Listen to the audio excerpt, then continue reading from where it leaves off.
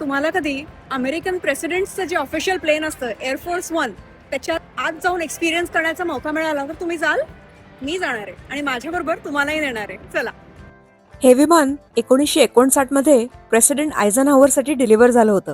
पण पुढे ते president John F Kennedy, president Johnson आणि प्रेसिडेंट रिचर्ड निक्सन या सगळ्यांनी अधिकृत प्रवासासाठी वापरलं होतं. चला त्याची एक झलक दाखवते.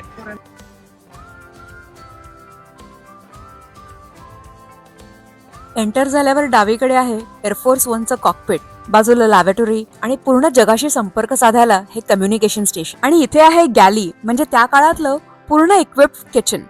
त्याच्या बरोबर मागे ही जागा होती पत्रकार आणि अधिकाऱ्यांसाठी.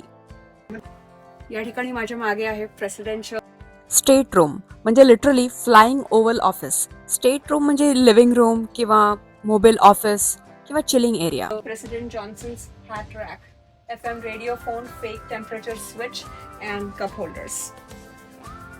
आणि ही आहे राष्ट्राध्यक्षांची कॉन्फरन्स रूम.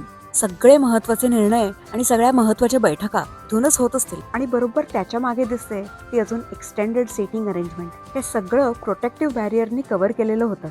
जगाचा नक्षा बदलणारे खूप सगळे निर्णय, माहिती, हे सगळं इथून केलेलं आहे. वाव.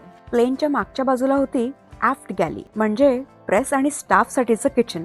आणि त्यात अवन, रेफ्रिजरेटर सकट सगळी व्यवस्था. रिअर एक्झिट जवळ रेस्टरूम्स आणि हा एक्झिट डोअर. व्हिडिओ आवडला असेल तर like, comment and follow. Thank you.